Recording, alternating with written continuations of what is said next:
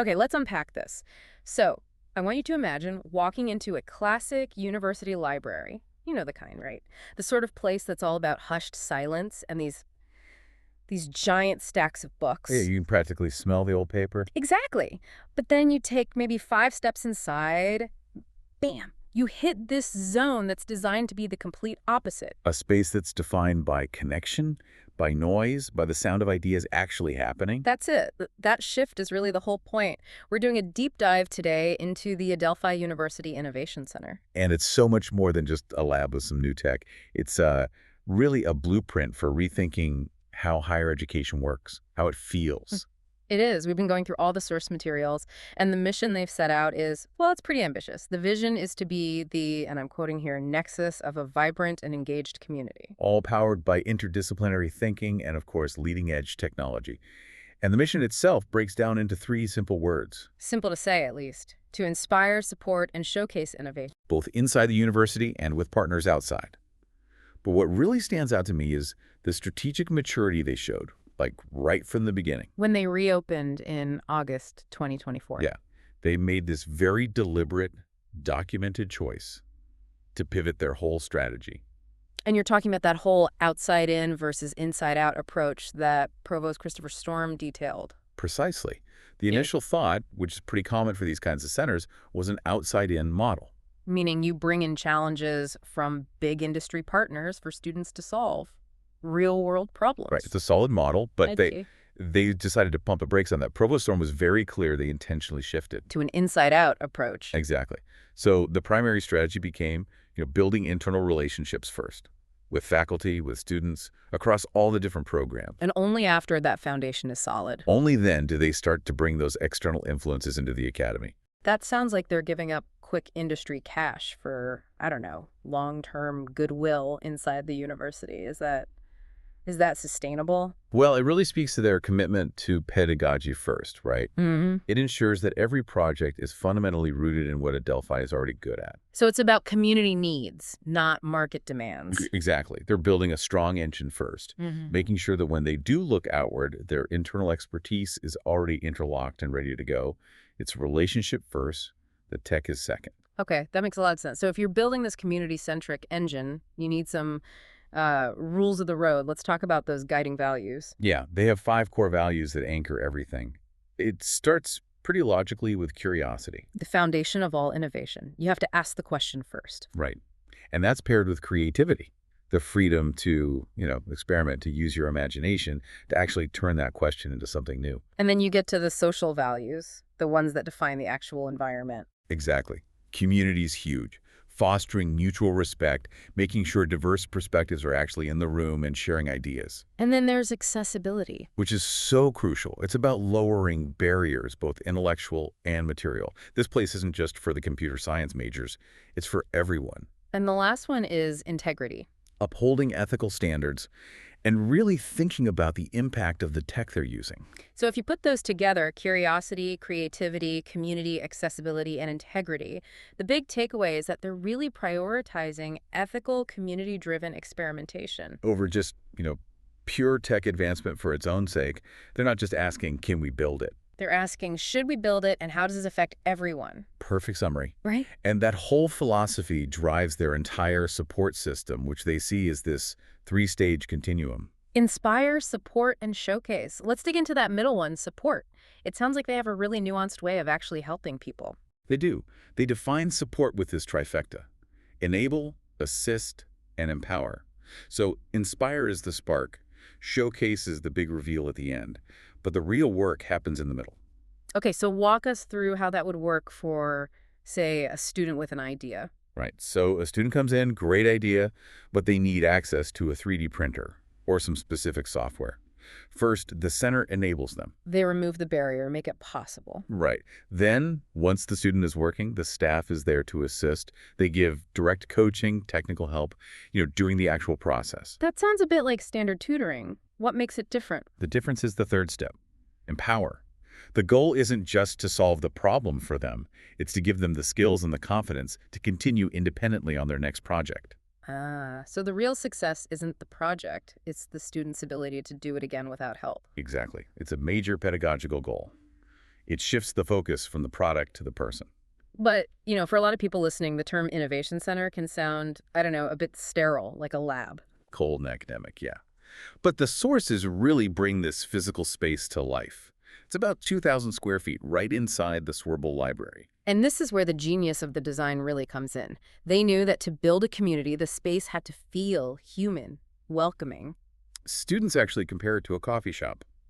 Ovunda Oken Jr. called it a third space, ambient, inviting. You immediately know the rules are different there. I mean, think about it. The library is supposed to be quiet. But one student said, the Innovation Center is a place where you can talk. That sound of conversation. That is the sound of innovation happening. And the flexibility of the space is key to breaking down those academic silos we mentioned. Professor Melanie Bush from sociology uses it because it's so warm and flexible. The tables are on wheels. There are movable walls. Right. You can go from a small faculty meeting to a big hands-on class activity without losing an hour just rearranging furniture. It's designed for collaboration. And the social impact of that design choice is just, it's profound. Absolutely. A sophomore, Alex Gaeta, pointed out that Adelphi can feel, in his words, segregated by major. Which is true of a lot of universities. It is. But he said this is one of the few places where you don't need to be a certain major to get access.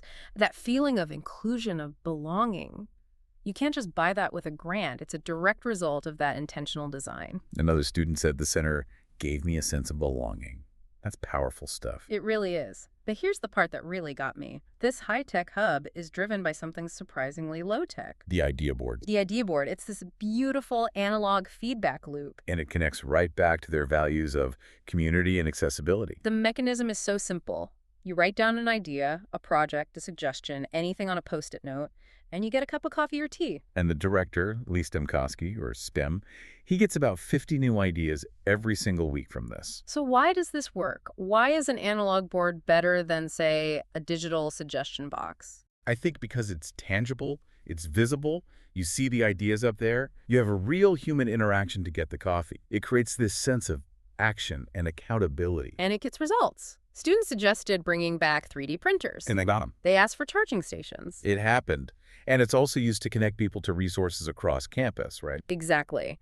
There's a great example in the source material. The Accessibility Club used the board to ask for help with the Hidden Disabilities Sunflower Initiative. And Stemkowski didn't solve it himself, but he knew who to connect them with. Right. It's not just a suggestion box. It's this living index of community needs and a map of who can help. And that constant flow of input from the community makes sure the high-end tech they invest in is actually relevant. Okay, let's get into that technical core. The center really focuses its expertise in 3 main areas: artificial intelligence, extended reality, and digital studies. Right. And for listeners who hear these terms all the time, let's just quickly define them. Artificial intelligence, AI, is basically any computer system that can do tasks that normally need human intelligence. Like reasoning, learning, that sort of thing. Exactly. And within AI, they focus on things like machine learning, neural networks, which are kind of modeled on the human brain, and natural language processing. Which is the engine that lets computers understand and talk like us. Yep, so that's the computational side. What about creating and interacting with these digital worlds? That brings us to extended reality, or XR. Think of XR as the big umbrella for any tech that blends the physical and digital worlds together in real time. So everything from Pokemon Go on your phone to a full-on VR simulation. Exactly. You've got augmented reality, AR, which overlays digital stuff onto the real world. You have virtual reality, VR, which is the totally immersive experience with a headset. And they also explore holographic technology. Right, which creates stable 3D visuals you can see without any special glasses. And that third area, digital studies, feels like the critical piece that connects all this powerful tech back to the human experience. It's the ethical and cultural bridge.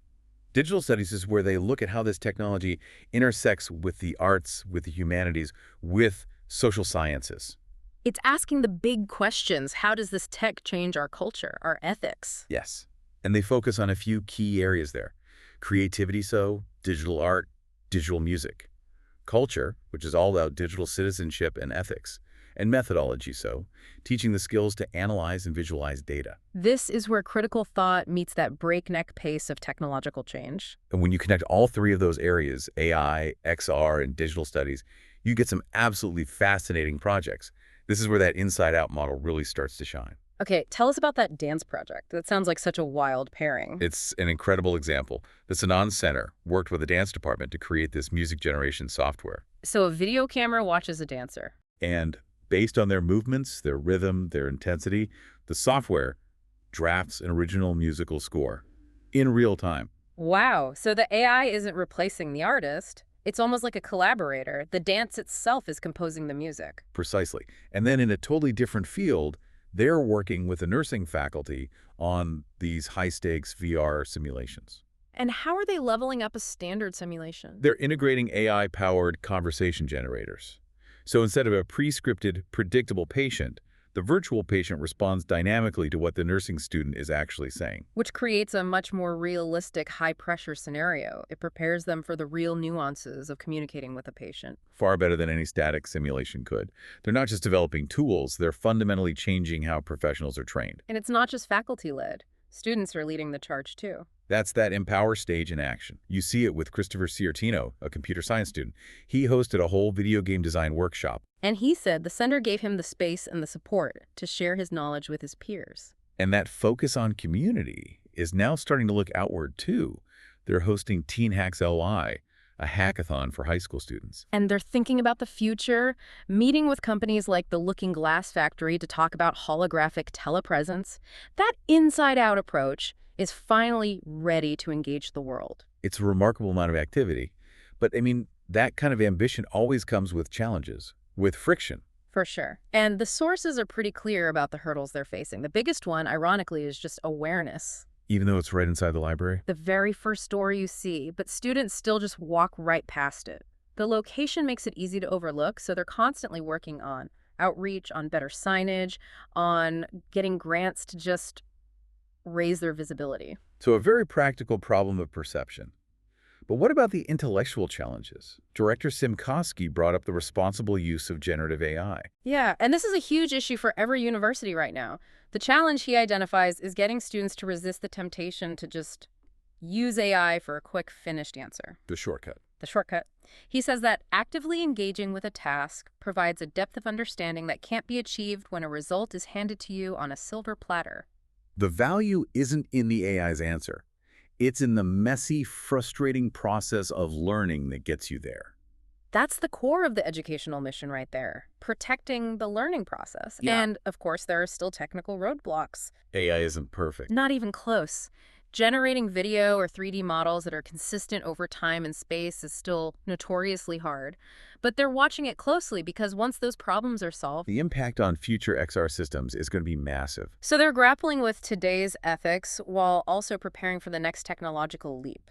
They've really built this engine that is both cutting edge and just deeply human. And that connection to community is what defines their success. You mentioned Ovendal Ken Jr. earlier. I did. For him, the impact was so simple and so profound. He just said, "It's my home away from home." They did it. They made a high-tech center that feels like home. Right. And that really leads to a final provocative thought for you to consider. The incredible success here wasn't just about the technology or even the philosophy. It was about the physical space itself. The movable walls, the tables on wheels. Exactly. A space intentionally designed for collaboration and active learning. Now, think about how many traditional classrooms still have desks bolted to the floor in rows. Spaces that just fundamentally do not meet the needs of modern teaching. So the final question is, If flexible spaces are the key to building community, to fostering belonging, and driving this kind of collaboration in higher education, what other walls, organizational, academic, or physical, do we need to move next?